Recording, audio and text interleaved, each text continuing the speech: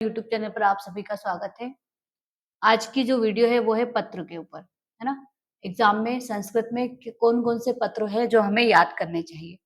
तो सबसे पहला पत्र है आपका अवकाशार्थ प्रार्थना पत्र। मोस्ट आईएमपी पत्र है, ये अधिकतर एग्जाम में बैठता ही बैठता है। यहाँ पर ये जो आप देख रहे हो तो ईयर्स डले 11, 13, 14 बट ये पत्र जो है ये अभी भी लास्ट ईयर भी बैठा था, इसके पहले भी अधिकतर मतलब ये पत्र अवकाश वाला आता ही है और इसके और में कोई भी दूसरे पत्र आ जाते हैं। तो हमें अवकाश वाला प्रार्थना पत्र तो बिल्कुल भी नहीं छोड़ना है, इसको तो हमें याद करना ही है। मतलब 99% ये पत्र तो हमें आता ही, 1% चांस रहते हैं कि पत्र ना आए। चलिए हम शुरू करते हैं। अवकाशार्थम प्रार्थना पत्रम, अवकाश के लिए प्रार्थना पत्र। श्रीमंतः प्राचार्य महोदय, श्रीमान प्राचार्य महोदय, शासकीय उत्कृष्ट उच्चतर माध्यमिक विद्यालय, ये स्कूल का नाम लिखा गया है। रीवा मध्य प्रदेश। विषय अवकाशार्थम प्रार्थना पत्र, जो आपका टॉपिक है वही आपका विषय है। श्रीमंतः श्रीमान, सेवायां सविनयम निवेदनम इदम यद अहम अकस्मात ज्वर पीड़िता अस्मि। सेवा में विनम्र निवेदन है कि मैं आज अचानक बुखार से पीड़ित हूँ, ज्वर यानी बुखार। अतः विद्यालयम आगंतुम सर्वथा असमर्थ अस्मि। अतः विद्यालय आने में बिल्कुल असमर्थ हूँ।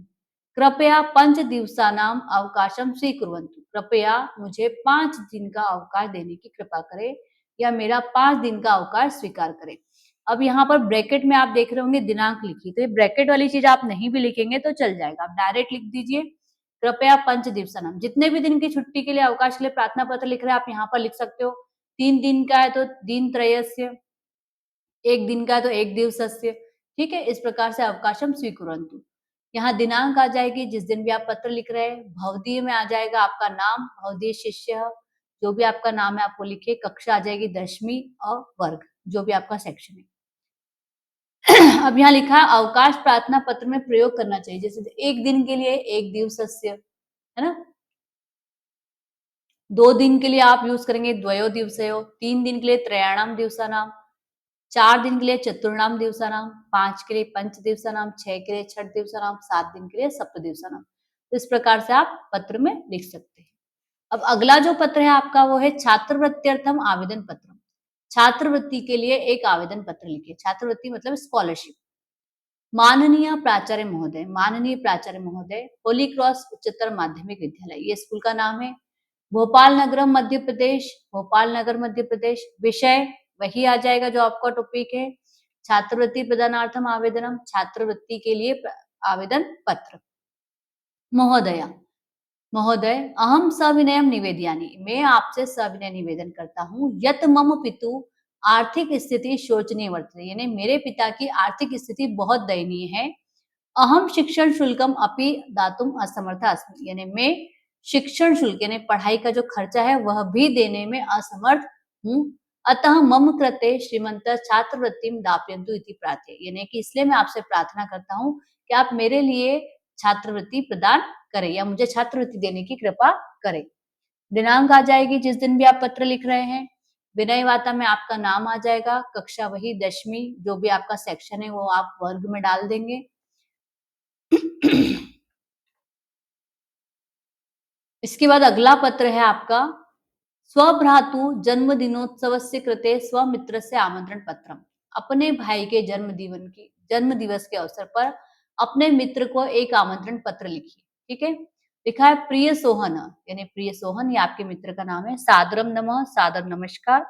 महता हर्षेण सूचयामि यत मम भ्रातु मनु प्रथम जन्म दिवस 20/11, यहाँ पर आप 2025 लिख दीजिए। दिनांक रविवासरे समायोजितः अस्ति, ठीक है। यानी मुझे तुम्हें बताते हुए बहुत खुशी हो रही है, ये सूचना देते हुए मुझे बहुत खुशी हो रही है कि मेरे भाई मनु का पहला जन्मदिन 20/11/2025 दिनांक को रविवार के दिन आयोजित किया गया है। कृपया अवसरे अस्मिन् अवश्यम समागत्य भ्रातु स्वकीयं शुभाशीषं दत्वा कृतार्थयन्तु भवन्तः। कृपया इस अवसर पर अवश्य पधारना, अवश्य आना और मेरे भाई को अपना आशीर्वाद देना और उसे कृतार्थ करना। स्थानम, जहां पर ये कार्यक्रम है वहां का स्थान लिख देंगे, भोपाल नगरे।